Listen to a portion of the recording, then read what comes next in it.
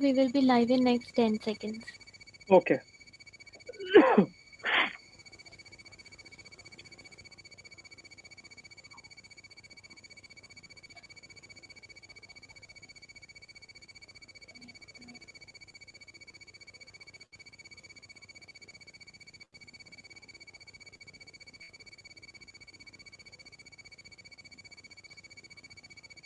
So we are live now, and I'll Okay. start in next 1 minute. I'll start introducing you. Sure, sure. Okay.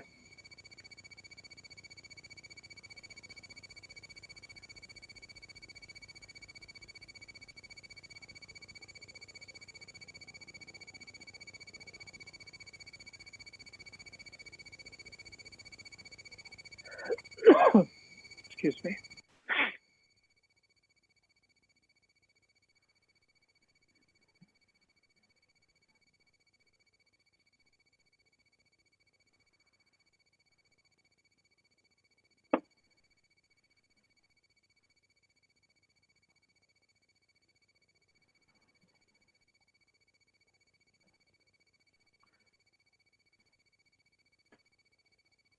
So we'll be starting now. Okay. So good evening, everyone, and thank you so much for joining us today. We welcome you all to the episode 22 of Brainfeed Ed Talks. And today we have with us our esteemed Brainfeed Ed speaker, Mr. Husien Dohadwalla. He's an academician and a co-founder of SLN Foundation. So today, sir will be discussing on the topic the new normal in school education on online teaching and learning. So I request all the viewers to please post your questions in the comments, and sir will be answering to each of your questions and queries after his talk. So I request sir to kindly take over. Yeah. Thank you, Kanan, and thank you to Brainfeed Magazine for giving me this opportunity to share my thoughts and perspectives on episode 22. So just to give you a just to add to what Kanan was saying, I've been an academician for the last 15 years, and I also work very closely with the IB. So I inspect new schools. I'm a consultant. I'm a school visit team leader. And as a co-founder of SLN, we also do a lot of work in both the public and the private education space.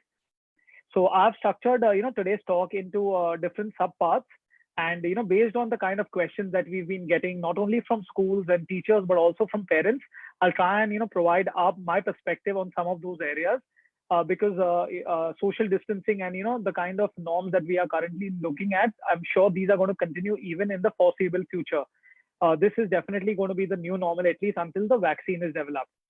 So the first question which often comes up to us is, which is the ideal platform for online teaching and learning. So a lot of schools, like for instance, currently we are using Zoom and Facebook Live to reach out to all of you this evening. So Zoom has become very very popular, and I think it's partly because of its easy to use interface as well as its functionality. It has some nifty little tools which make it very easy to use in the classroom. However, we have seen certain advisories from the government, etc., in this context, and hence a lot of schools are now thinking about what else. So you have Microsoft Teams and Google Classroom. So a lot of our SLM schools are G Suite schools. So there are three primary reasons why. Personally, I strongly endorse Google as a platform for online teaching and learning. One is it's absolutely free of cost for all schools. So it's a very straightforward sign-in process that the school needs to do to sign up on G Suite. And once the school is signed up, the entire community, teachers, the admin staff, students, everyone can have an email ID which is on their school domain, but on the Google server and the same functionalities of Gmail. So it's free of cost. Second is there is unlimited storage. So I think when we use other platforms or when we're using Zoom, etc., we are just using that interface for video conferencing. But what about posting assignments, sharing videos, etc.? It becomes challenging. So, like for instance, if I'm recording a teaching class today, that recording sometimes can be 25, 30 MB, which is a very heavy file. How do I share that with students? So, with Google Drive, because of unlimited storage, it becomes extremely easy to share things also with the parent or the student community. And the third aspect is Google Meet. So Google Meet is the video conferencing app. It works very similarly to Zoom and has very similar features. It has an inbuilt chat feature, so kids can ask questions. And so you have all these different functionalities. You have Google Meet, you have Google Classroom, where schools can upload assignments, share videos, etc., correct work, have assessments. So in fact, a little later in my talk, I'll share some perspectives on online assessments as well.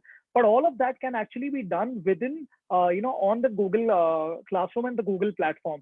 So that's why it tends to work really well. Now, coming to a lot of parents have been asking how effective has online teaching and learning been. So we have now entered the 5th week of the lockdown, and one thing which we all need to realize is that the teaching fraternity actually, and even schools, got very little time. It was one fine day where the lockdown was announced. So we had the Janta curfew and then the lockdown. So within a very short time span, the entire fraternity had to immediately move online. And it's not easy, because your lesson plans, everything needs to be obviously customized, because the virtual environment is very different from a physical environment. But hats off to teaching staff across schools. I'm not only talking about elite or international schools, but even budget schools. So many of those schools are doing some phenomenal work in terms of the way teachers have actually adapted to the online platforms, as well as the very different kind of an environment that teaching and learning is actually happening in. So coming to the effectiveness, I think one thing which we've realized in this 5 weeks is that the didactic mode of teaching will just not work in an online environment. If we were to just pause and put ourselves in the shoes of a child, right? And the child would have classes, say, from 8:30 to 1 o'clock. 8:30 to 9, he has an English online class, he has a break, then he has a maths class. And if the child is just a passive participant, he's sitting in front of a screen for so much time every day, obviously fatigue is going to set in. The child he's not really participating. And after the period of time, he will be switched off. Hence, the kind of pedagogies which we need to use in an online teaching and learning environment will obviously have to be a lot very different from the traditional didactic model.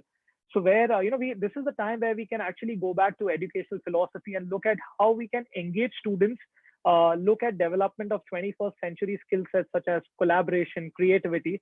I'll give you a very simple example. In one of our schools in the business class, we were talking about the 4 P's of marketing: product, price, place, and promotion.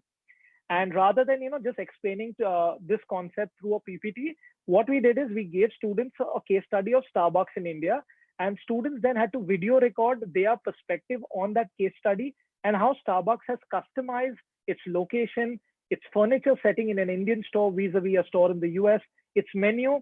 And it was really amazing. And the next class that we actually had, students were sharing their perspective on, the case study, as well as on each of the 4 P's with specific reference to Starbucks.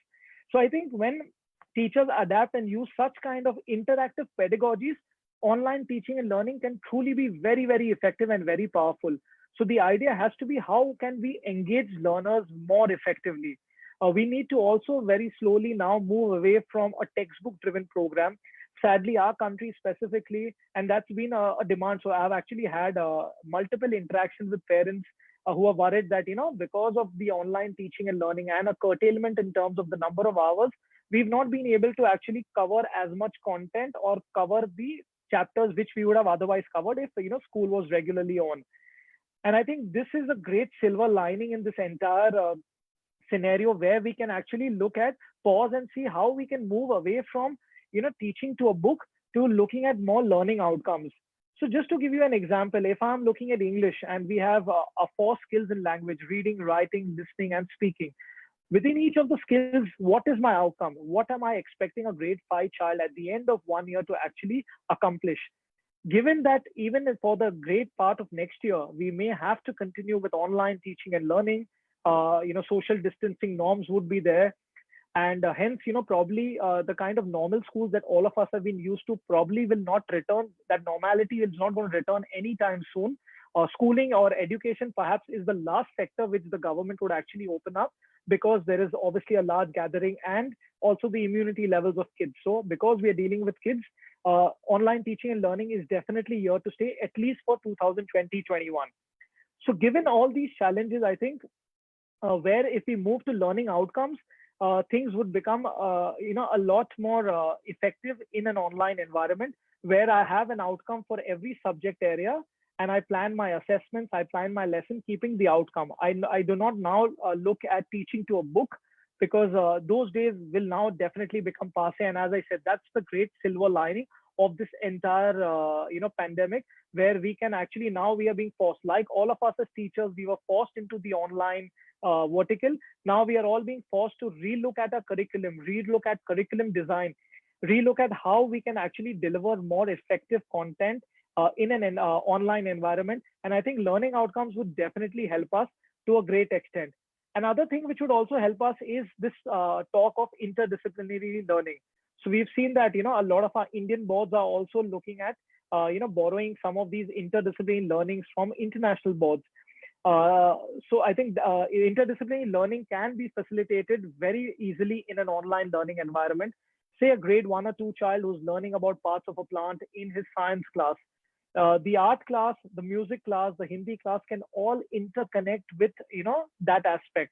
So probably they could learn in the music class a song on photosynthesis, or in an art class they could probably do something or draw parts of a plant.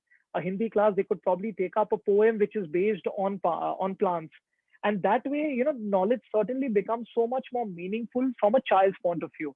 So I think that's my an important take in terms of how we can make online teaching and learning much more effective. Another important aspect also here would be creating essential agreements. Now, we've also seen with a lot of instances where, inappropriate material has been posted on certain chat boards, certain platforms are open to vulnerabilities where people have actually posted very inappropriate kind of content. How do we prevent all of that? How do we teach our children, digital citizenship, digital etiquette? So I think creation of online agreements or creation of online etiquette is extremely important. I think sadly, because all of us were so much in a rush to get onto the bandwagon of online teaching and learning, some of these paths have been left behind. And I think when we are looking at the 2020-21 academic year, it's important that the entire school team sits together to plan what were some of the things which did not work, and how can we create agreements where we get the student and the parent community together and get them to actually adhere to all of these essential digital etiquettes which are so important. The role of teachers is another area which I think is going to become extremely critical. So one thing which another great thing about online teaching and learning is everyone has realized that the teacher is definitely here to stay. The teacher is not going to go anywhere. A lot of people thought that once people move to online, we will have video content, etc., and the role of the teacher would become redundant. And I think our 5-week experience at least has shown us that the teacher still is the most important individual in the classroom, be it a physical classroom or a virtual classroom. But what teachers will now need to do is, keeping this 5-week experience in mind when they are planning in May and June for the next academic year, they need to look at how can we effectively engage students, how can we plan assessments which are much more interactive, which are more student friendly, keeping in mind the online environment. Life skills also becomes another essential part of teaching and learning. And it's been very heartening. Like I'm very active on some social media platforms, and I'm seeing how a lot of parents are sharing things that they're actually making their children do at home. Be it assisting in household chores, helping in the kitchen, helping keeping their rooms clean, etc. And I think these life skills, if integrated also when the teacher is teaching something, it just gets reinforced and will help the child in developing these, which is going to help them and stand them in good stead further on. Another question that we often get is, what about online scheduling? Since we all agree that online is definitely here to stay for some more time, before we can return to the sense of normality that we've been used to, what should be a schedule that a school should follow? Should it be 4 hours? Should it be 6 hours? Should it be an entire day? So we've had, so I'll give you an example. So in Mumbai, we've had some schools which require children to actually even dress up in their school uniform. And I think that's a great idea. That's something which I'm going to borrow and use in some of our SLN schools for the next academic year. It at least gets students into that, that habit continues, that every morning they need to get up, brush, take a shower, get into their uniform, and then sit in front of a screen. So I think that's a great idea. The other aspect is, I think, having an entire day of a child sitting on a system on an entire day becomes extremely tiring. A 4 or a 5-hour schedule is much more effective and would work better, reduce fatigue also.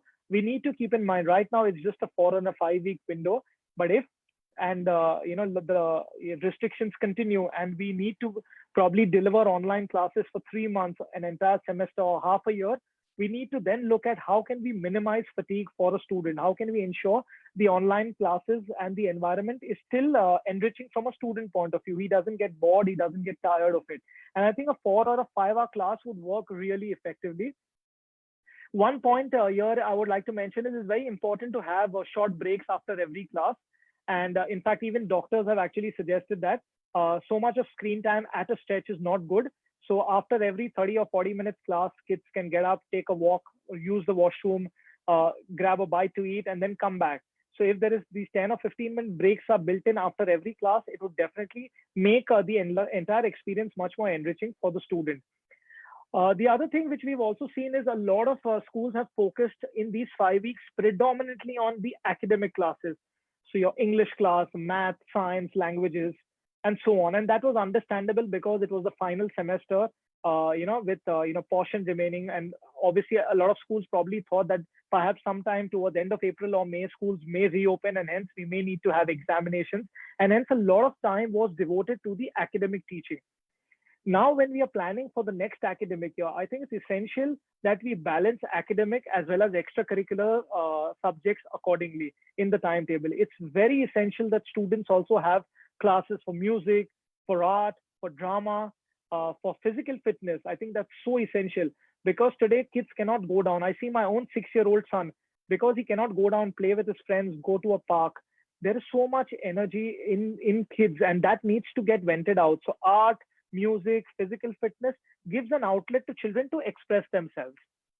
So it's extremely important that these extracurricular activities also get as much attention as possible in the regular schedule. Another thing which has really worked in some of our schools that we've done is every day, we have like a 5 or a 10 minute homeroom teacher time. So if online classes start at 9 a.m., 8:45 to 8:50 p.m., we request children to log in.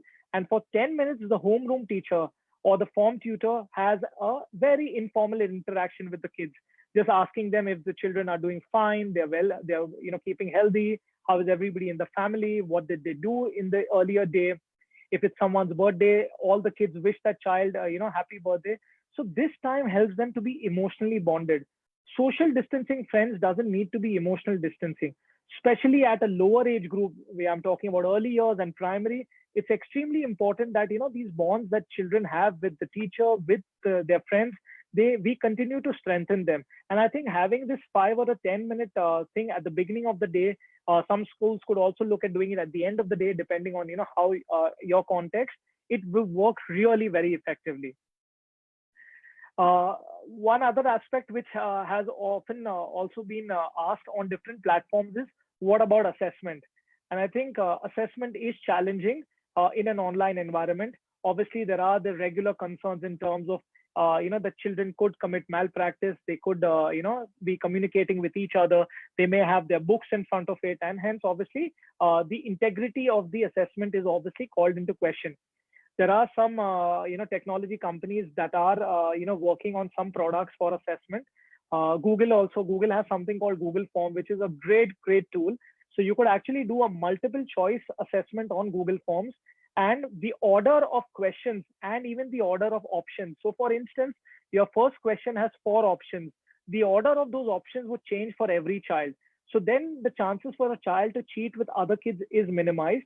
However, as I said, integrity is still remains a concern. So I think another silver lining of this entire issue has been where we can actually relook at how we want to assess our children and what is the whole point of assessment.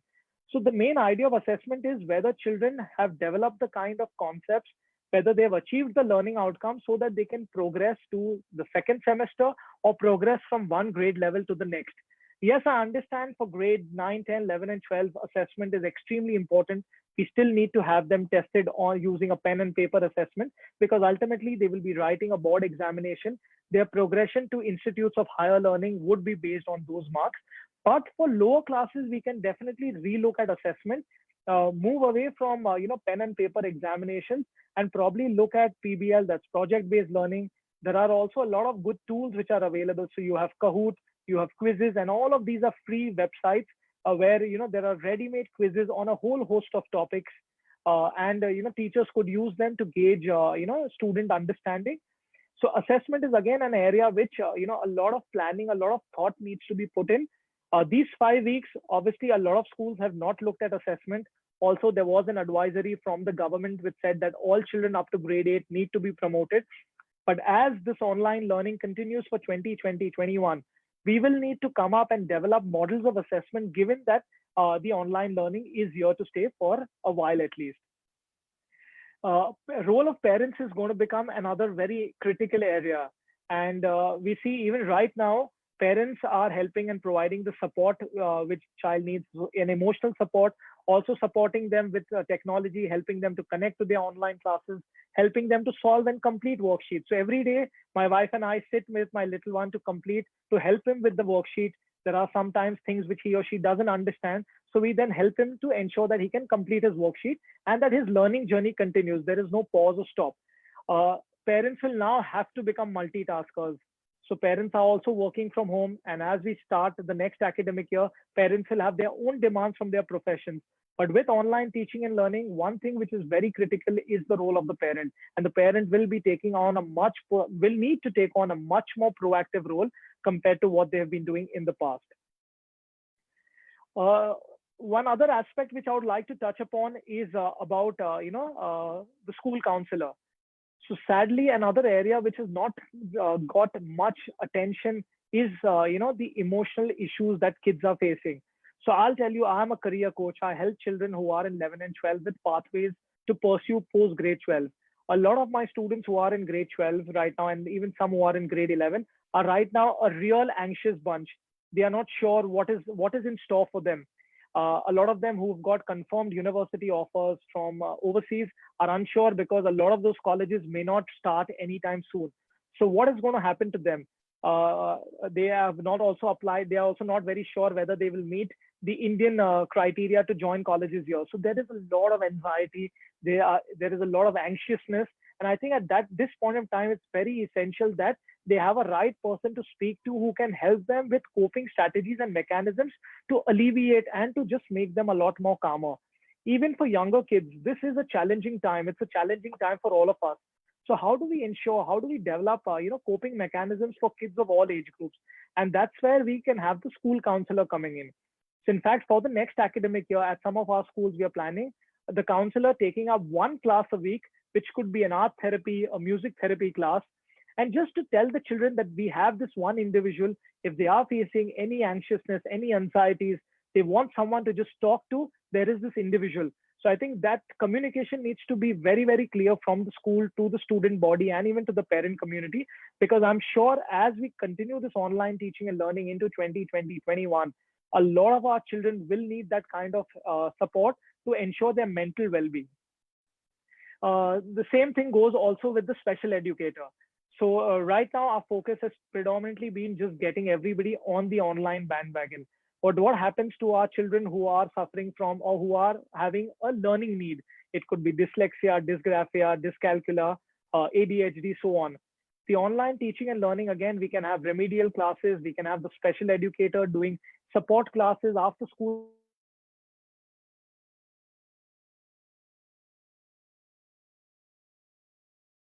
These areas and aspects which perhaps have not got as much attention in these past 5 weeks get the attention they deserve for the following academic year.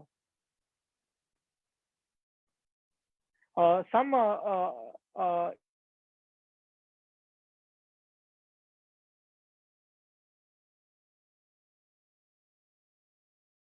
at SLN is, what are some good ed tech tools to use? Really helpful, given in mind the kind of environment now that we are in. One is ed puzzle. So if you are a teacher or you are a school,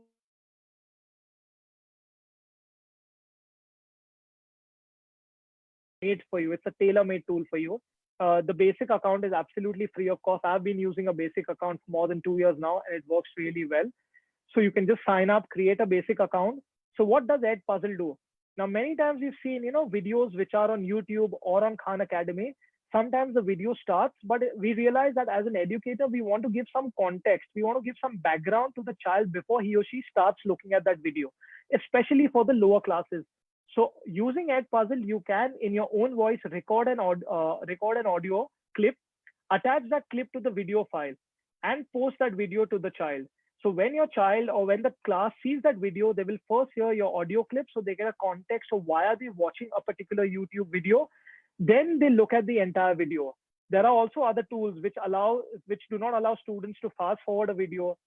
If, for instance, there are certain parts in the video which you think are very difficult, they are way too challenging or demanding for a student, you can also cut those parts of the video.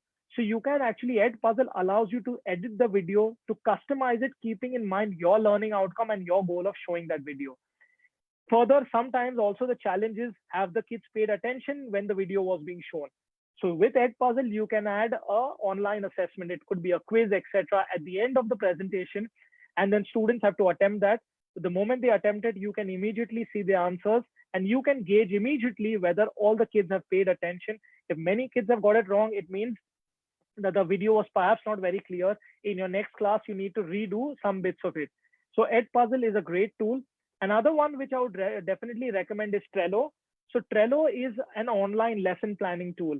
Now, given that normally when we do our lesson planning at schools, is teachers and departments get together during the month of May to plan for the next year. We look at taking all our learnings from the previous year and then incorporate it for 2020-21.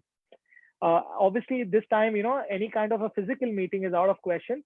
So Trello is a website which allows teachers to collaborate. So say if you have 5 divisions of grade 1, you have 5 teachers, all 5 could actually collaborate and create one single lesson plan that they would be following. The coordinator, the head of department, or the principal can then provide her feedback, her comment. On Trello, you can also sequence things. For instance, if a certain topic is going to go on for 7 classes, how it's going to progress, what is going to happen in the first class, second class, and so on, what videos. So you can add all the links. It's extremely easy and intuitive and easy to use, and something that we've been using at some of our schools with very positive results. And the best part is right now Trello is also offering a 1-year free to all teachers. So you can sign up for absolutely no cost. The last tool is Pear Deck.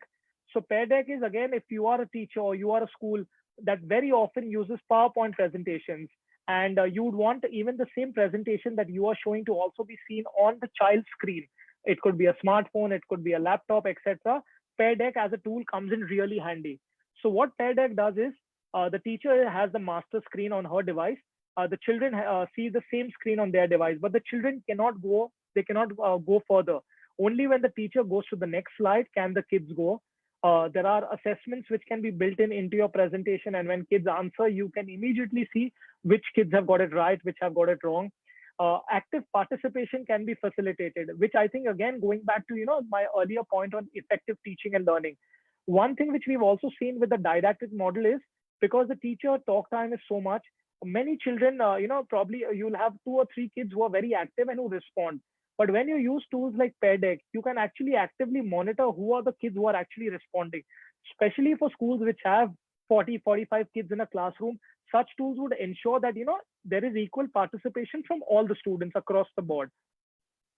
And my last point, which I would like to talk about, is what would be the model for the future. So in fact, we had the SLN team contributing and sharing suggestions with, the CBSE, the ICSE, Cambridge, and IB boards. We've also shared it with some education departments of state governments. In fact, we had our co-founder also coming in, I think it was 2 episodes back on Brainfeed, to share his perspective on this document.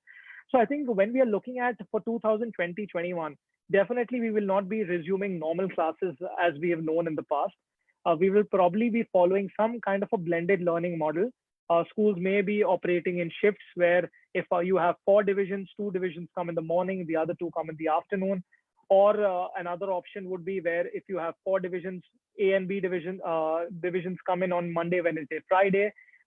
C and D divisions come on Tuesday, Thursday, and Saturday. And they also come in only for 3 or 4 hours. And for the remaining time, they have online teaching and learning. So I think probably for some time, we may have this blended learning model, which would be enforced.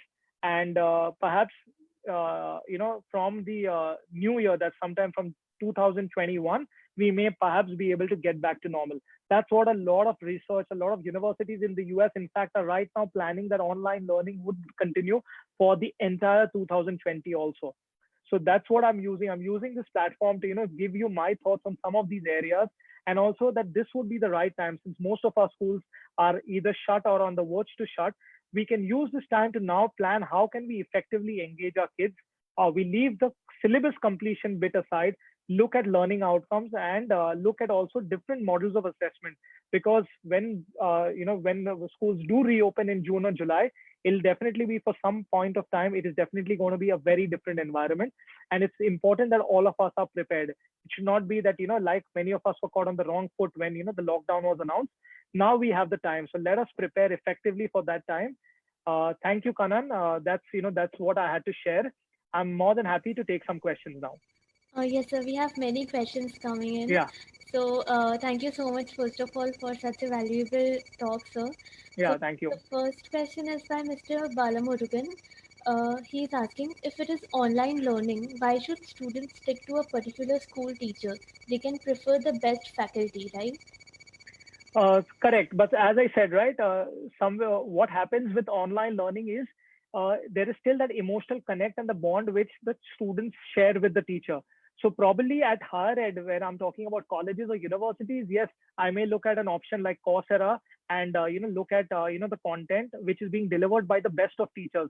But I think when we are talking about school education, that emotional connect and bond which the teacher has with the students is still very, very critical.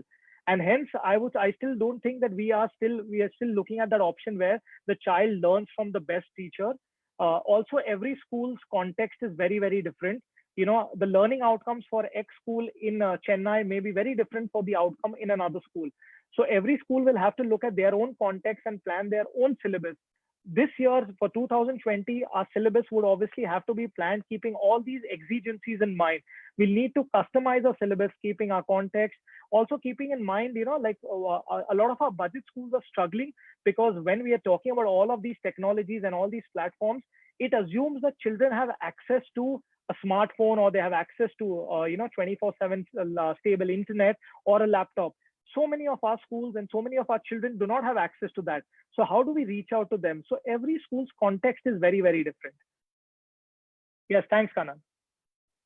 So, the next question is by Miss Harsha. Is this online teaching 100% useful for us? Yes, as I said, if we make it effective, if it's student centered, it can definitely be very, very useful for both student as well as the teacher. For the teacher, this is like a professional development opportunity, because the teacher also now needs to reinvent himself or herself, needs to look at her content and see how creatively can I deliver this content in a virtual environment. The 5 week time that we had right now, a lot of teachers have continued teaching the way they were teaching in the past. But this has given them the insight that now what I need to do to modify my teaching so that I can reach out to my students more effectively. One thing that a lot of schools have been doing is taking regular feedback from parents and students in terms of how effective the teaching and learning is. Are the children able to follow? And I think that's a great practice, something which schools can look at incorporating within their calendar, to regularly have some kind of feedback mechanism inbuilt in their online teaching and learning, so that the teachers can customize the instruction based on whether children are following it or not. Thank you, sir. The next question is by Miss Shaheen. With this new social distancing norm, will the class size change? I mean, will the number of students in a class reduce? Usually, the ratio is 25 students with 2 teachers and 1 helper in a pre-primary section. Right. Yes, Shaheen. So, if you, again, this would be based on, which kind of a school. Now, when we are looking at 25 kids to 2 teachers, you're talking more about the premium schools. But if I look at, the public schools or the aided schools, you may have even 40. In Maharashtra, we have some schools which may have even a larger number. So, social distancing would be where probably I have half the number of kids. It depends on, how large my classroom size is. Hence, one of the suggestions we at SLN have given is, where if I have 2 divisions, I call in one division kid on one day, and then I use both those classrooms. So in your case, for instance, if there are 25 kids, I call 12 kids on 3 days a week and the other 12 on the other 3 days. So that ensures that when they are seated in the classroom, when they go back by the school bus, everywhere the social distancing norm can be adhered to, because we have to think about social distancing not only in the classroom, but also in the school bus, in the cafeteria, in every area of the school. And hence, we have given those suggestions. The other option would be running the school in multiple shifts. And I'm sure, government clarity or government directives would emerge in this context, probably sometime towards the end of May, where all of us would then be more clear. At least we would have some kind of a framework. The idea for us to sharing those suggestions was which can help the government to at least create that framework. Because right now, the government is also battling on so many fronts. You're battling on, trying to control the virus, and you're battling on the economic front. So the idea of giving those suggestions was use these, probably create some kind of a structure of framework which can help schools. We can all plan adequately well in advance so that we are ready when the new academic year starts. Thank you, sir. The next question is by Ms. Veena Raizada. In online teaching, what do teachers need to be careful about? So I think one thing which we need to really be careful, and this I'm telling you even from my own personal experiences, that sometimes the communication becomes very one way, where we are the only one who continues talking and the children become very passive. And I think that is something which must be avoided, because in online teaching, otherwise you will never know if the children are actually attentive or they are even listening. But the moment you involve them in your class, and you constantly ask for their participation using tools like Pear Deck, etc., at least they are following what is happening. So I think that is something which is very important to keep in mind for online teaching and learning for a teacher, to move away from the didactic model of teaching. Thank you, sir. The next question is by Ms. Kavita Agrawal. In this scenario, how are we going to promote social development of the kids? Because this is also very important aspect of all-round development. Correct. Yes. So, we will obviously have to think of creative ways in terms of, how we can look at, social, emotional, physical, all those areas, how those development happen. Sadly, I don't have all the answers with me right now.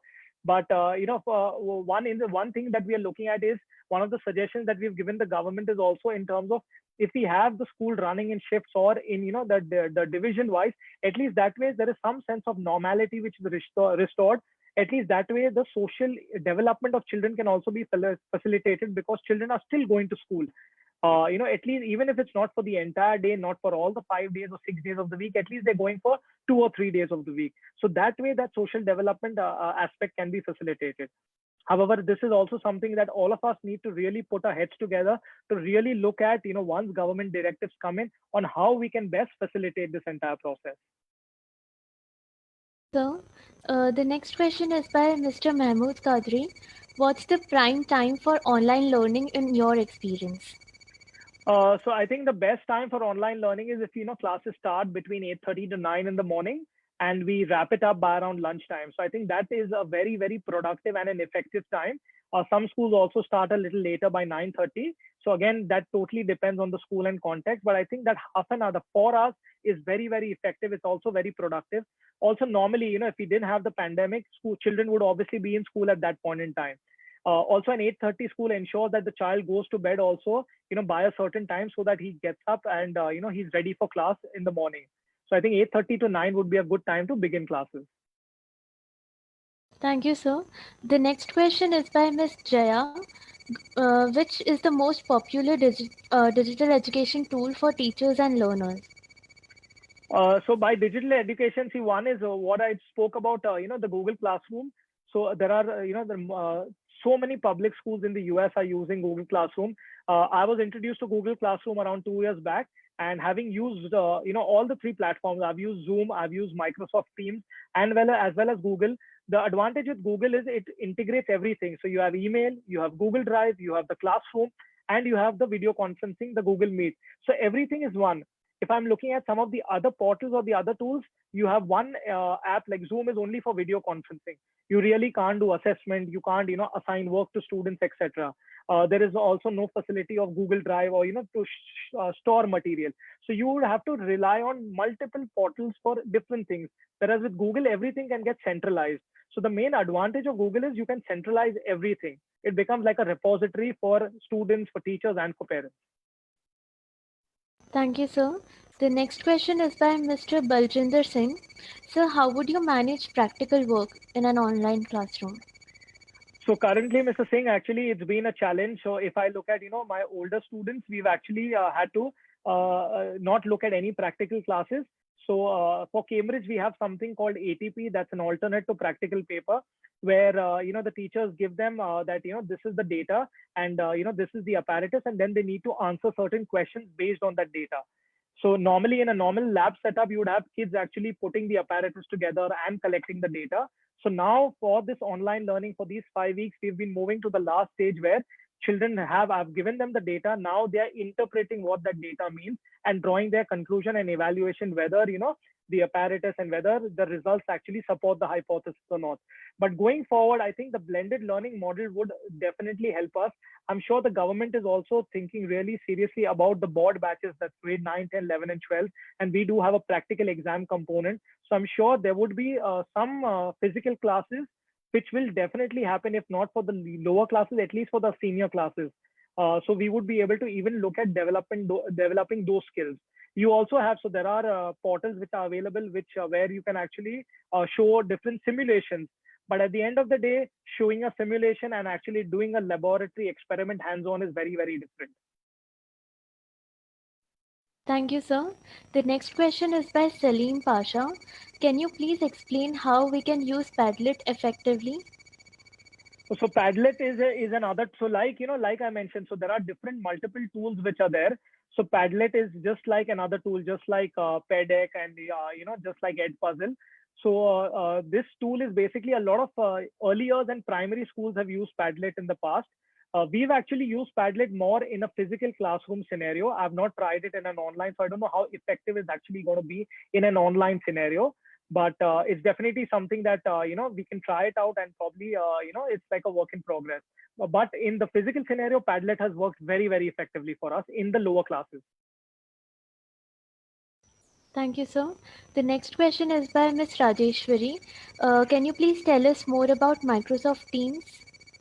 So Microsoft Teams is basically a product offered by Microsoft, and a lot of schools in the north are also using it. So Teams also has, so you can actually take an online subscription, and you have a chat feature. You can share material. You also have a video conferencing, so you can schedule online classes. So it works very similarly to Google Classroom. The only thing is Microsoft Teams is not a free product; it is a paid product. So that's the one difference, but otherwise it comes with all the features and functionalities of Microsoft, and is also as powerful as Google. So it's as effective as Google, and I've used that for some time, so it's really good as well. It's just that depending on your school and your context, you would need to take a call whether you are willing to spend an X amount on a subscription, or do you would like to go for something which is offered free of cost. Thank you, sir. The next question is by Mr. Mahmood. How about Slack? Some teachers say it's better than Trello. Sorry, I didn't get your question, Kanan. How about Slack? Some teachers Yeah. say it's better than Trello. Yeah. So Slack is also a good option. So all these options are all good. So what I'm doing right now is, in fact, if the everyone who's listening in right now, if you go on to the UNESCO site, UNESCO has put out a list of free resources. Also, the good thing is that the pandemic, a lot of private companies who do work in the educational space have made a lot of their programs available. So there is this company which provides fitness classes for younger kids. Now, for younger children to engage them in fitness routines sometimes is difficult. This company has now provided all their routines on their YouTube channel. You can just log into the channel and see all the routines. And if you think it works for your context, you can share those videos with your community. So all these options are all very good. It just depends on which platform your community is comfortable working in. My idea is that I'm giving you these 3 4 options. If you go on UNESCO's site, you'll find several more. You see, this is the time where you can experiment, see which option works for you, which doesn't work, and accordingly plan for the following year. Thank you, sir. The next question is by Ms. Mittal Chatwara. How can we make online or virtual learning effective with preschool children? What will be the impact on the little learners?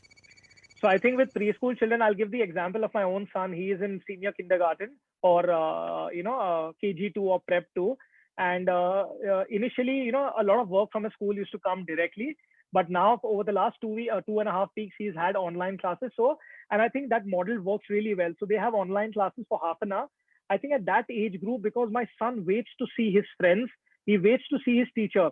So every day for 15 minutes, he has his main homeroom teacher taking a class where so right now they are learning about parts of a plant. In the second half, they have an art teacher or a music teacher or a PE teacher who comes in. So in that half an hour, he basically meets two teachers and they discuss some work. So whatever worksheet was assigned the previous day, that is discussed. They do some new work and then they assign work for the following day. So I think with preschool, we don't need to look at a 3 or a 4 hour kind of online schedule. Even if we have a half an hour or a 45-minute schedule, it's very, very effective. It's just important for those children also, because I know in some schools, they are not looking at online teaching and learning for preschools. And I think keeping the feedback of my own son in mind, I think online teaching and learning, even at that age group, can really do wonders. My son really waits and looks forward to that 11:30 in the morning class every day that he has. Thank you, sir.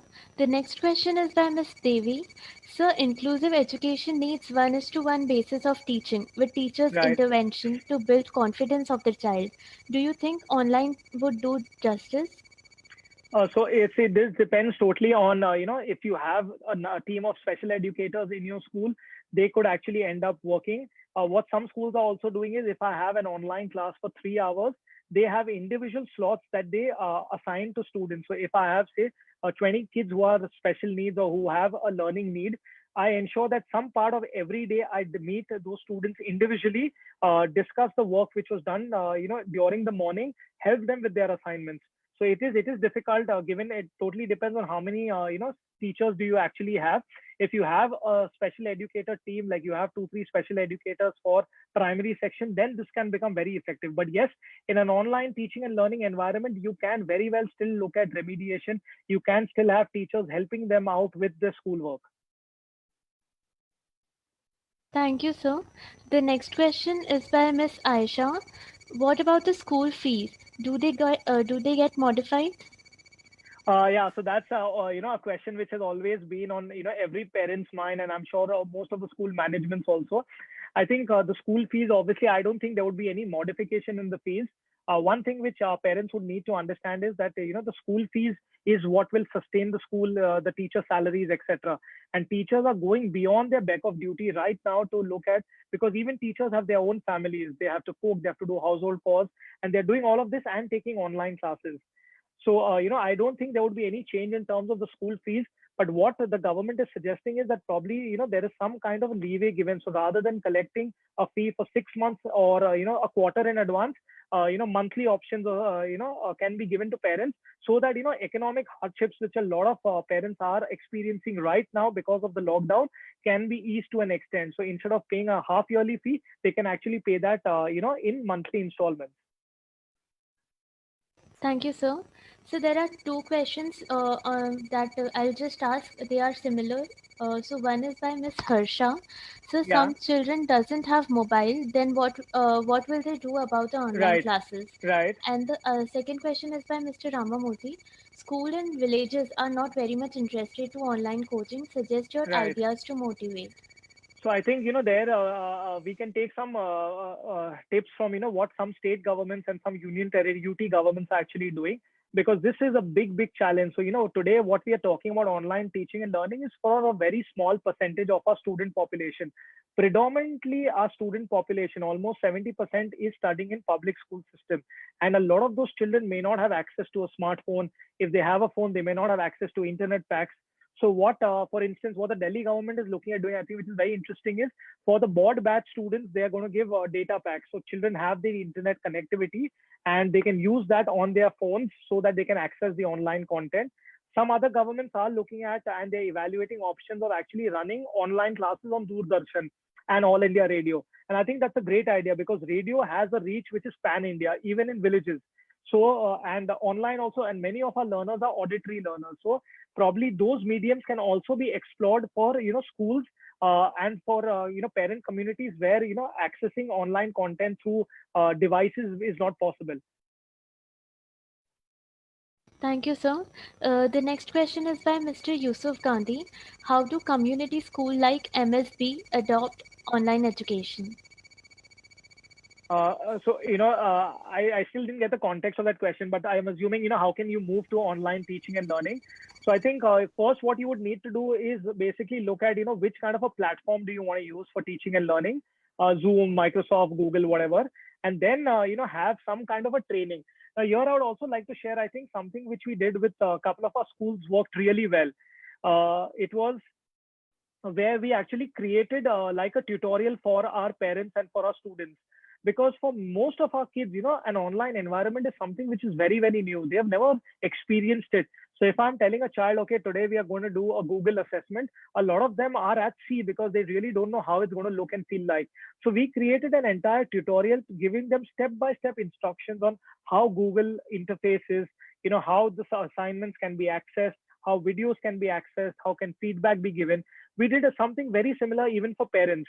We've created a feedback mechanism where parents can also get in touch with the school in case if they have any queries or anything. So I think the first thing a school would need to do is to try and identify what kind of a platform do they want to use for online teaching and learning. Second is they need to get their teachers trained in that. Right now there are a lot of virtual trainings which are available for Microsoft, for Google, and even for Zoom. And then third is getting your parent and the student community. Creating those tutorials we've seen in our experience has really been very helpful, because from day one, children were very glued on, because the tutorial had given them an exact overview of how the entire interface is going to play out. So whichever platform you use, I think creating that tutorial is a very good idea. Thank you, sir. The next question is by Miss Devi. Sir, during this lockdown, don't you think teachers, parents, and children are stressed due to online learning? Any views on that? I think yes, they are. Everyone is stressed right now. It's not only teachers. All of us are stressed. But I think what happens is we have to ensure as a community, because this lockdown is not just going to be for 1 week or 2 weeks. As I said earlier, this is something which is going to continue in the foreseeable future, and we cannot let this period lead to a pause. So we cannot pause a student's education, because of the lockdown, and because this is we are talking about so many weeks, so many working, so many man days, and hence we need to look at schedules which makes it easy. So that's the reason why I spoke about the schedules earlier. Schools which have done online classes for 3 and 4 hours, those schools have actually been a lot more effective compared to schools which have done classes for 6 and 7 hours. Because 3 and 4 hours, that's the first half of the day, the child is engaged, at least his or her learning continues, and then the child is free to do other things. I think this is also a great time for children to learn and pick up hobbies. So I know a kid in our school, he's actually learning how to do stand-up comedy. So he's seeing videos on YouTube and he's trying to do that. So you have the rest of the day to doing all of that. But I think some part, the morning should be devoted to online teaching and learning. Thank you, sir. I would request you for one last question. Yeah, sure. So it is by Miss Deepa Mala. Miss Deep Mala. How long can we engage the students of primary class for one subject? So see that totally depends on what your content is and how your schedule is. So like in some schools that we do is we have like we have a class called transdisciplinary unit of inquiry. So it's like a science and a humanities class, and then we have other classes. So it totally depends on your scheduling. If for primary school, if say your online teaching and learning is for 2 hours, probably having a 30 to or a 40-minute class for science and humanities, and then having at least one or two extracurricular or fun classes. I think that balances it out. That's what I meant even when I was talking about for the older children. Initially, the focus of a lot of schools was trying to finish the syllabus, and hence a lot of classes were devoted to the academic subject areas. But for the next academic year, I think we need to balance it out. We need to get our PE masters, our drama teachers, all of them on the online portal. Let them work during the holidays in May and June to come up with creative ideas on how they could look at engaging students through for their particular area using their online classroom. Thank you, sir. I think we are done with our questions right now. Okay, thank you so So, much, Kanan. Thank you. thank you, sir. So, I would like to thank you on behalf of the entire Brainfeed team and all the viewers for all your valuable insights and for asking all the questions. If there are any questions missed by us, then we will share with you Sure, and sure, we can respond to them later on. sure. So, Yeah, thank you thank so you so much, much. everyone.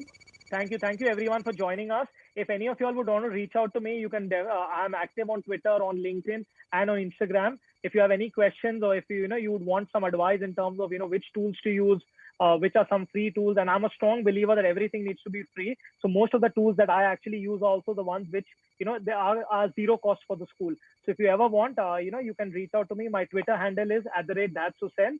And Husien Dohadwalla, you can find me on Instagram and on LinkedIn. Thank you so much, Kanan. Thank you to the Brainfeed team for having me. Thank you. Thank you so much, sir. Thank you all.